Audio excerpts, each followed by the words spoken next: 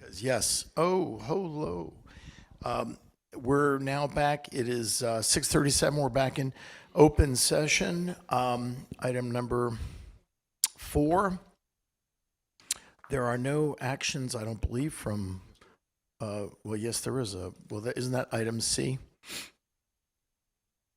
Yeah, that's item C. Visitor comments. Melanie, do we have any visitors? We have no visitors. So item 4C, the board will consider and take possible action regarding the adoption of a written resolution authorizing the acceptance or donation of real property located in Kendall County, Texas. Mr. Wilson?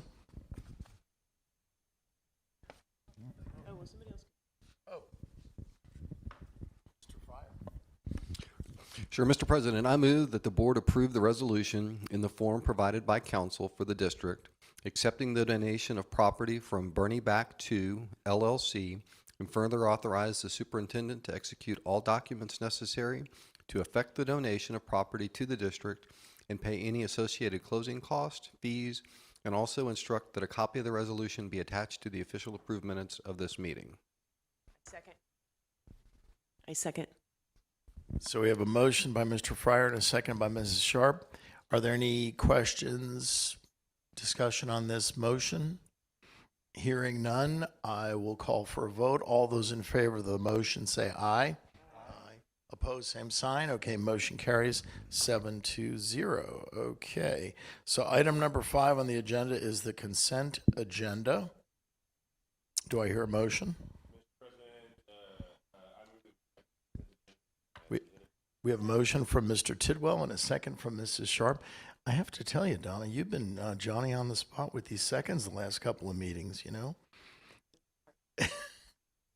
Okay, so all those any discussion on the consent agenda? All those in favor of the motion say aye. Aye. Opposed, same sign. Okay, motion carries 7-0. All right, so we now are moving on to item 6 on the agenda, the 2023-24 budget process update. Mr. Scott. Good evening, everybody. This will be the first budget workshop of the year. We're going to dive right in. There's a few things that we would normally do in a non-legislative year in February that we're still not going to be able to do today because we still don't know a whole lot. But we want to at least provide some basics. We will be going over these items today without just reading down them. This is our normal budget process. Just as a quick reminder, all the board's pretty familiar with this now, but the budget process never ends. It goes all year long. We are right in the middle there where we're doing workshops and then in June we're going to adopt a tax rate and 2 to 3 months we're going to adopt a budget, and then 2 to 3 months after we adopt the budget, we'll adopt a tax rate that'll fund that budget, which is always the oddity of a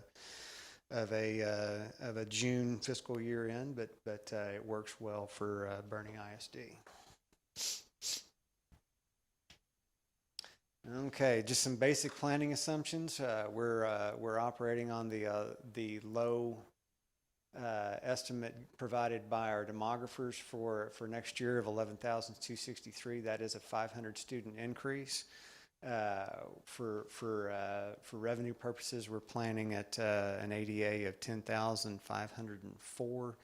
That is at 93.25%. That's based on attendance from the past 2 years. Post-COVID, we would normally plan at 95%, but the attendance just does not support that. For purposes of discussion today, property tax. I'm just going to look at the budget minus recapture. Every single proposal that's out there is either going to decrease recapture or decrease it all the way. There'll be a corresponding decrease in property taxes. It'll be a net zero for the district, so that doesn't do as much good to talk about that at this point in time.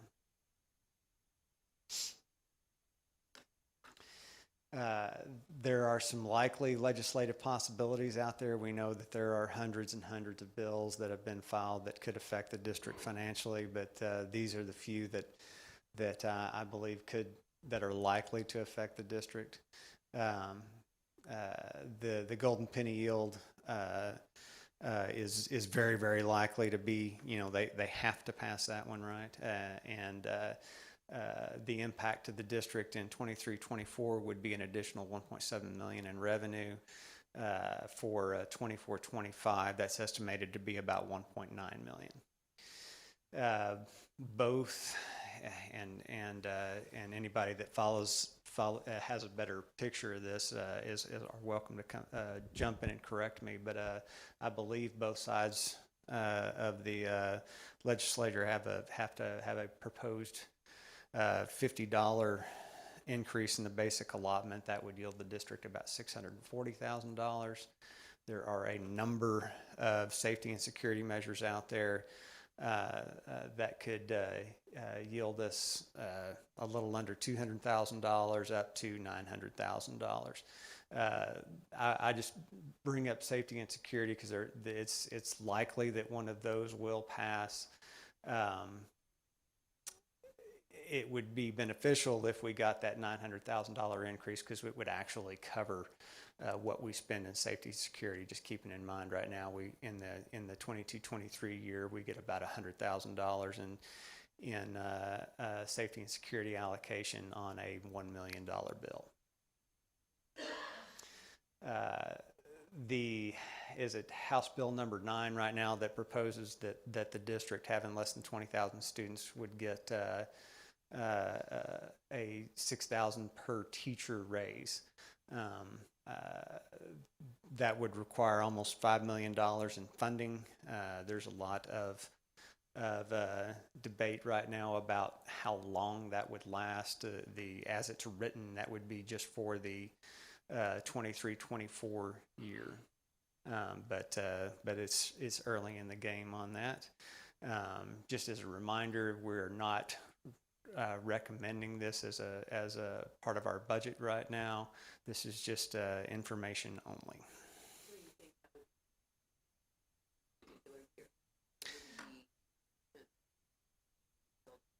The way it seems to be written is it would just be for the 23-24 year, but that's just the way it's written. Yeah, that's the way it's written, but the legislation also says the funding expires August 31st of 2025, which is the 2 years of the biennial budget. I did speak to the Deputy Chief of Staff for the Lieutenant Governor on Thursday. We had a lengthy discussion on this because I knew what the legislation said, and she said, could you imagine any legislator or state leader taking away a $6,000 raise after it's been granted? The reason why, and this was also mentioned by the Chief Education Aide for the Senate Education Committee, which is where this bill came out of, Senate Bill 9, and they said legislators never want to commit future legislative sessions to spending money on certain bills, that it normally is funded for that biennial budget, and repeated the same thing. Now, it's not a guarantee, but I think it would make it extremely unlikely because it's been advertised by some that it's a one-year retention bonus, and I don't think that's the intention. In fact, a lot of what's in Senate Bill 9 is coming right out of the governor's task force on teacher vacancies, and a lot of the features of Senate Bill 9 are recommendations that committee made, and that was released just about 3 or 4 weeks ago. So it was clear that the Senate bill author was in consultation with the commission on that Senate Bill 9. So it's not a guarantee, but I can't imagine it going any other way. One other reminder about House Bill 9 and this particular aspect of it is that it's just for teachers, librarians, and nurses. And so that would cover about half our current workforce. Wes, before you go on, the safety and security one, just to make sure that I'm reading correctly and interpreting what you said. So the first two are very generic. It's just an additional funds flowing into the district. If you've got the golden penny increase and the basic allotment increase. The fourth bullet point is a specific requirement that it has to be allocated to teachers, Yes. et cetera. But safety and security is not that if we get that 900 or 2 to 900, we have to increase spending by that. It's just funds flowing in. They're going to assume that we're spending at least what they're giving us. My basic understanding of the bills is that we would be fulfilling the requirements that are in those bills. We're doing that now. Okay.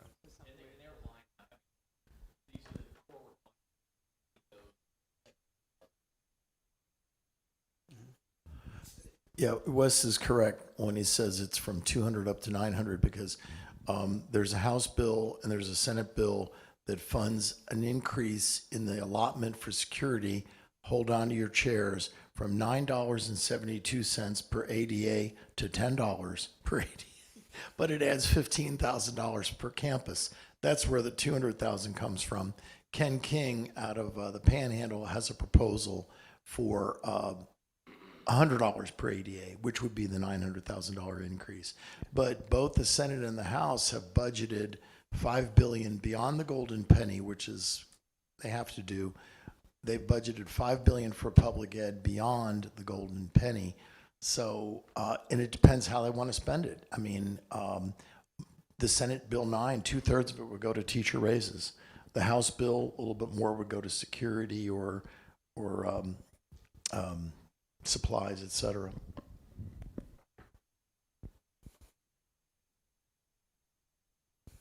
All right. And this is just to give you an idea of what kind of likely adds we could see to our funding. Right now, if you take out recapture, if you take out the one-time costs that the board adopted in October, our base budget is just over $95 million in the general fund.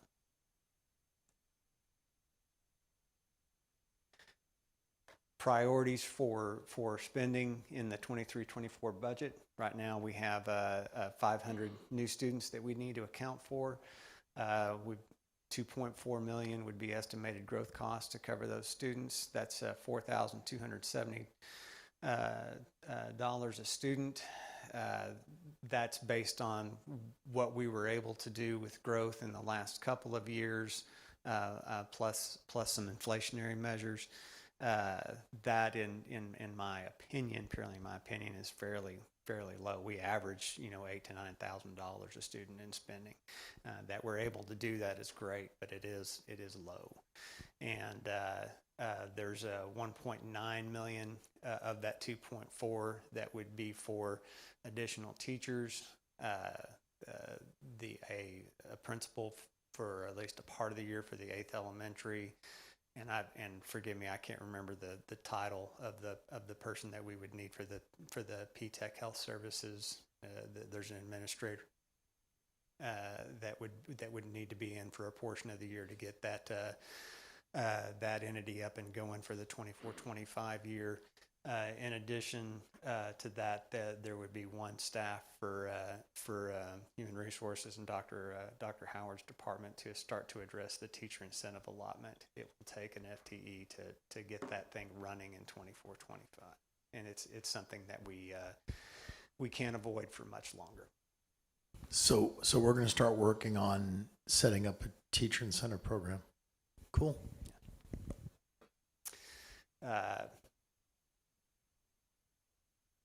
That's all right.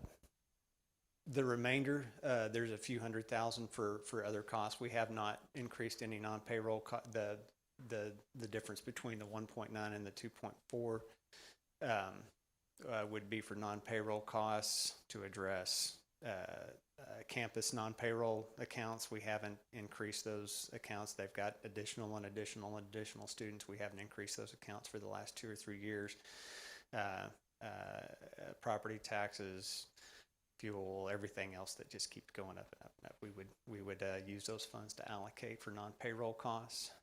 Priority number 2 would be compensation, just for planning purposes, just to give you a feel for what it would cost. 1% cost about $750,000, a 1% raise across the board.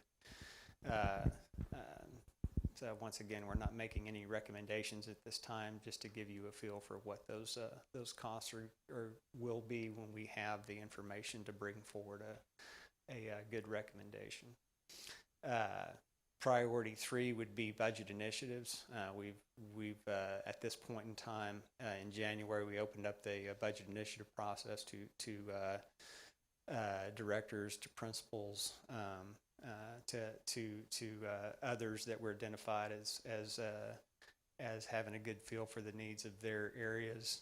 And 54 packages were submitted. The executive leadership team has met once at that point in time. There was a $5 million plus in costs associated with those packages, and it was trimmed down to about 16 packages for about $2.5 million.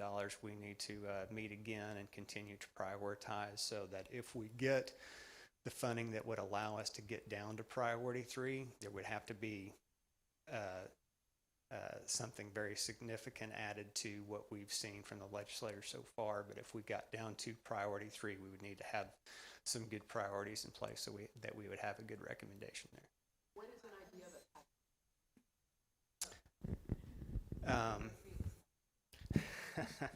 it? It can cover almost anything. I know phonics was one of the items that was brought forward.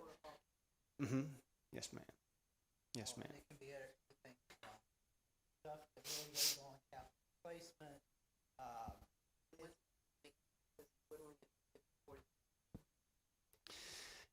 Each.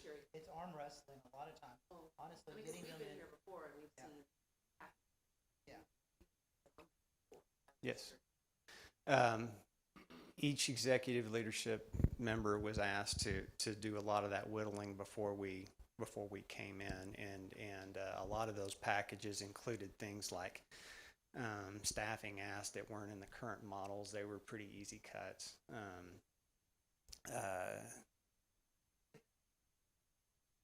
Oh yeah. There's a lot of redundant. A lot of Mm-hmm.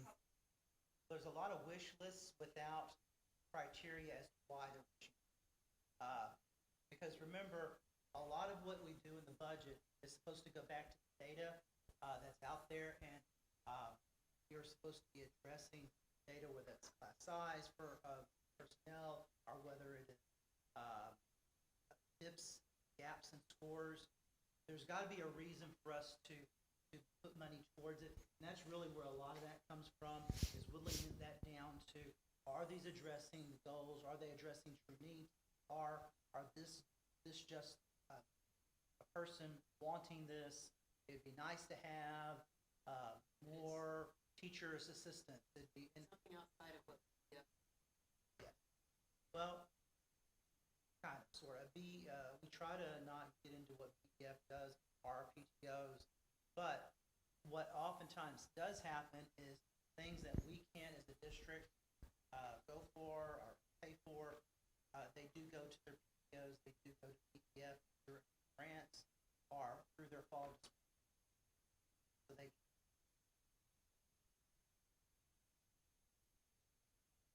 yes.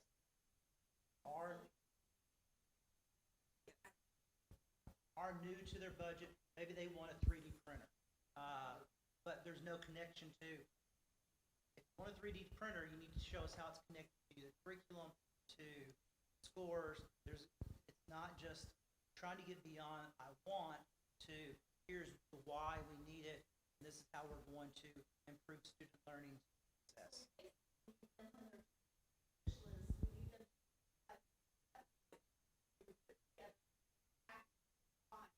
They do. Yeah, there's They do that. They have a form that they fill out, Mhm. and it's supposed to go back to the specific goal, and you are supposed to tell how that is going to. Okay, so I know we have a gap in our ESL scores, our EP scores.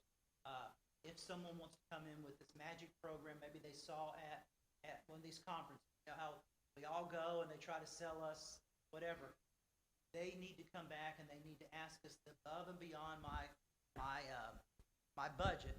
I want this program, and this is why I want it, and this is what it's going to, what the result is. So how can we measure whether it's successfully implemented, things like that? So we have a process that they all go through, and it's not just, it's easy to talk about the principles, but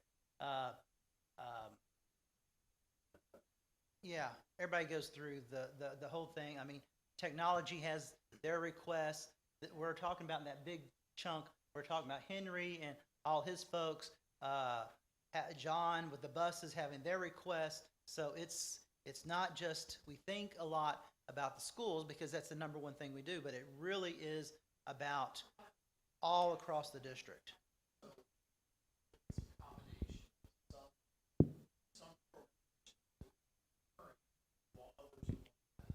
No.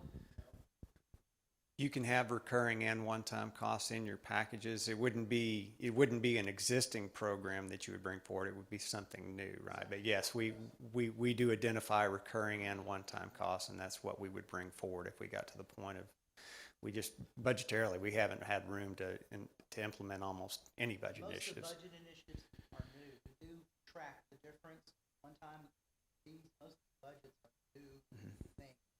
Ours. All right. And the somewhat of the wild card out there budgetarily is the, we had initially planned to bring in $650,000 in payroll costs off of ESSER funds into the general fund in 23-24. Those would be our instructional coaches and our emerging bilingual coaches, if I'm saying the title of that job correctly.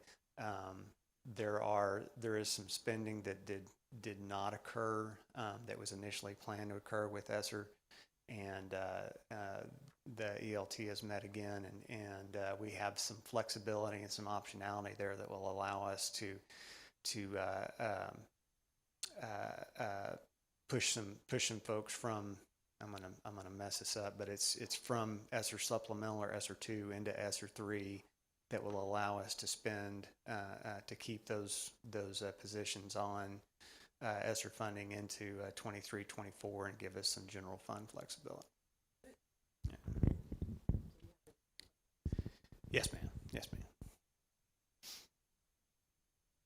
All right. Those are the basics of the general fund at this point in time. Debt service currently for 23-24 we have $19.6 million in scheduled principal and interest payments. One aspect of this I did want to point out is that we have about $2.9 million in compounded interest. Those are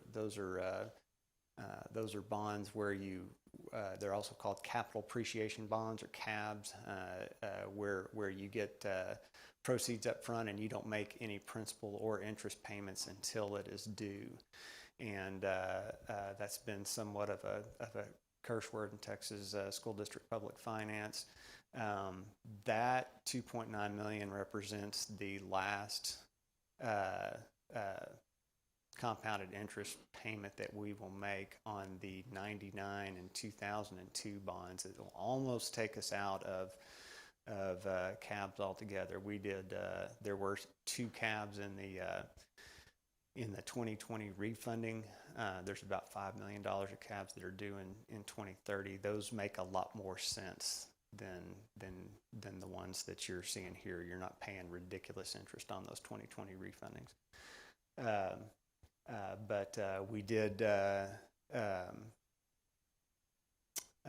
have about a $33 million levy for debt service in 22, and it's likely to be, even with all the legislation that's flying around about what's going to happen with property taxes, that's likely to be a little bit more in tax year 23. So we need to fill in the gap between 19 million and 33.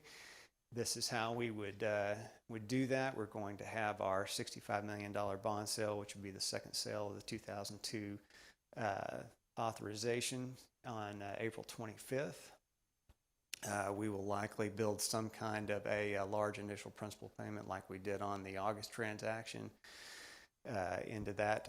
Our Myself and our financial advisors working on that right now. We do have another opportunity in December where the August sale that we did will come due for remarketing because it was a one-year variable. And that will give us opportunities, if legislation doesn't prevent us from doing so, to make a large payment down on that $32 million that's still outstanding. If current law remains as far as being able to defease debt, that's where I would put the bulk of that at this point in time. We have one callable issue outstanding in the 2014. We still have $7 million left on that 2014. That's all we can fill in the gaps with, and we have one somewhat unusual opportunity in the 2020 taxable refunding that was done. We can do something called a tender. I've been given many presentations on this as I try to wrap my brain around it. A refunding is an involuntary call. If you're a bondholder of district bonds and we refund it, you have to give up those bonds. On a taxable refunding, we can do what's called a tender, which is a voluntary refunding. So the thought is on this 2020 debt, they have very, very low interest rates, and the bondholders aren't earning any monies on those compared to what the market's doing right now. So there's some thought that if Joe owns $1 of our bonds and we go to him sometime in the spring or the summer and say, Joe, will you take 60 cents for a dollar of debt, that we could see some savings. There have been savings presented to me to the tune of about $9 million. I've been trying to wrap my brain around that because we'll knock off a ton of principal, but we'll actually pay much more interest, and the net will be a $9 million savings. And it's hard for me to say it's a good deal for the district to pay a lot more interest. Yes, ma'am. Yes, ma'am. So tender is something that's new to Texas school districts. There are a few of them that are being done in the state. We're monitoring to see how they go, and if they go well, then we'll see if we want to dip our toes into those waters. And with that, I get to turn it over to Dr. Howard. Good evening. This will be a very non-thrilling conversation. We're a fast-growing district, and that is it. No, I'm joking. We can click ahead there. Thank you.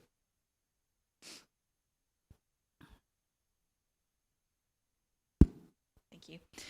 So this is just our annual view at what we're looking at for projected growth in our enrollment. This is at a low projection with our demographers. You can remember back in the 2021 school year there that due to COVID, we came in lower than what we thought we would, what we had projected, but you can clearly see that we have bounced back from that, and we are still on scheduled growth. So the lag that we felt between 2021 and 21-22 has completely rebounded, and we are creeping right along. I do want to say that we are at the top of our low projections for this year, which means that we're rebounding very strong going into next year. I want to talk a little bit about our staff to student ratios, because this is how we build all of our staffing for the district, is based on the amount of teachers that we need for every student in the district. This will include all of our special programming, but just as we go across the board, I want to just remind everybody that coming out of COVID, we had made some adjustments at kinder through first. We are going to make sure that we're back in our normal staffing scenarios for those. And that is a 22-to-1. We continue to support our pre-K kiddos by not only having a teacher in there, but we also have 2 additional aides in those classrooms, and that will continue to go forward. In reality, what this means is that even though we say pre-K is at 15, it's not unusual to see up to 18 students in there.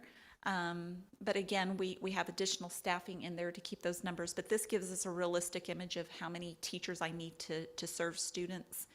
As we move across the board, we continue to maintain 25-1 from 5th grade and up.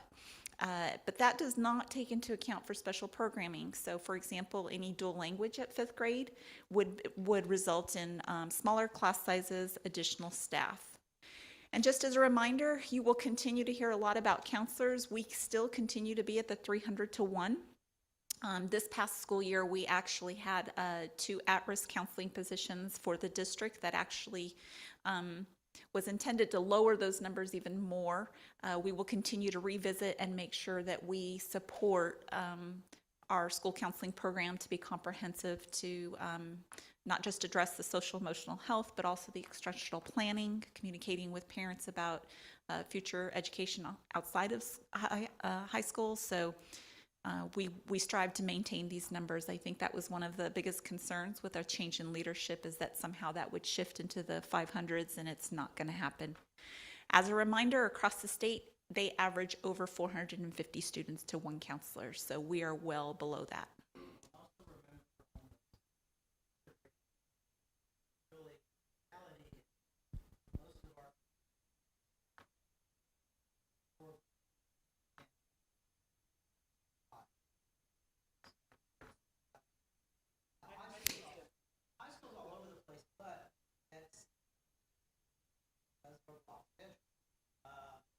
Only offer out at one time spot. You also have about 40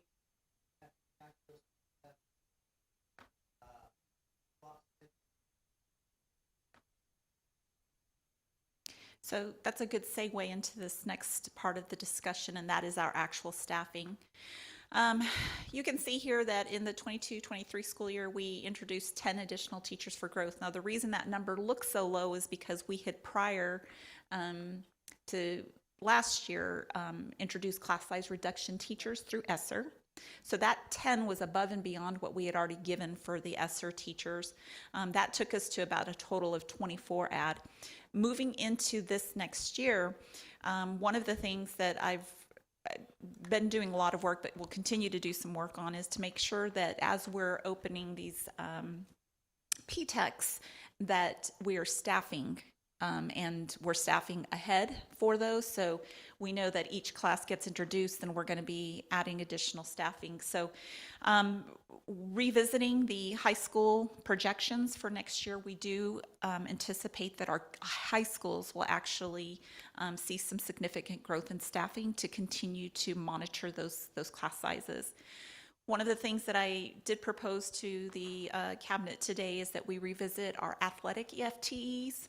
And so for those of you that don't know what that is, I basically go above the staffing ratio. So for example, if I staff, and Burning High School is a perfect example, and I say based on the enrollment that we're going to project for next year, there should be 70 teachers there. I actually staff at 76. Not that they actually get 6 additional bodies, but that will give them, it frees up 6 additional FTEs so that they can allow coaches to have those coaching periods and then still backfill with another teacher. So the numbers that you're seeing there, 27 teachers, that's been pretty consistent. We've been in the range since I've come on board with you all between 20 to 30 teachers a year. We continue to see, as we get closer to opening those new campuses, that will spike when we open a campus, but then I'll try to level from within the district. But right now, you're looking at the majority of that growth going to our high schools, some adjustments at the elementaries to just address programs, our dual language, things like that. One of the things I said today was please remember, anytime you have any kind of special programming, CTE, dual language, that always means there will be slightly a higher number of FTEs needed to teach the same amount of kids. Our dual language program, take whatever they standard have and add 8 teachers to it for every campus. Okay, I think those are things that people don't really understand, that having special programs, having block scheduling, these all add to the number of FTEs that we need to support those programs. So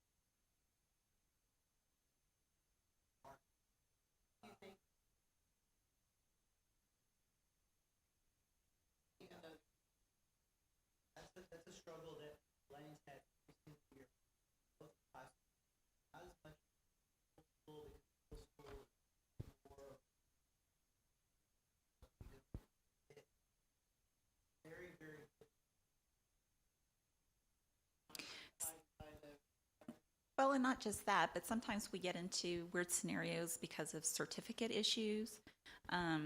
So for example, dual credit. You might have a dual credit teacher that is teaching all upper level, high level, and so they may only have class sizes of 12 or 13. And then their counterpart who's teaching, Algebra 1 has a student load of 140 students. So when you compare somebody who's only teaching 70 students, German, that's another example. 60-something students, and I have 2 teachers in the whole district. So those are the types of things that continue to make it difficult for our administration to balance out. But at the same rate, we have to continue to keep pushing that they're maximizing the use of all of their FTEs. And so, yep.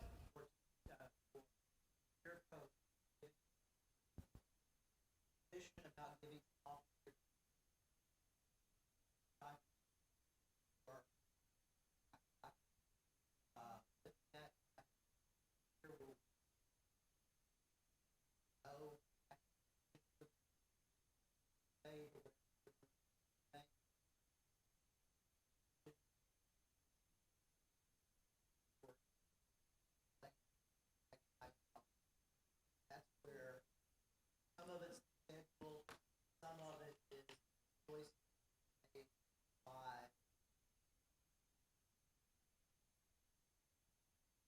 It is greatly improved, I can tell you that. But it's something that we watch every year so that there's not those regressions. Okay. Any questions about staffing needs going into next year? Yes.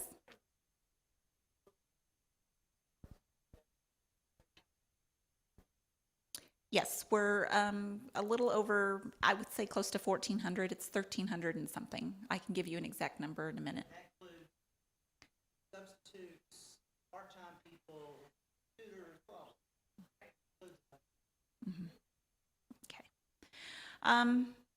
As you noticed, we did not discuss compensation tonight. Again, I just don't want to get into a full-time conversation that we're not prepared to address concerns. Normally, I'd have scenarios that I would bring to you at this meeting, but as we keep our ear to the ground and watch those bills go through, we'll better know. I don't want to steal your thunder, Mr. Scott.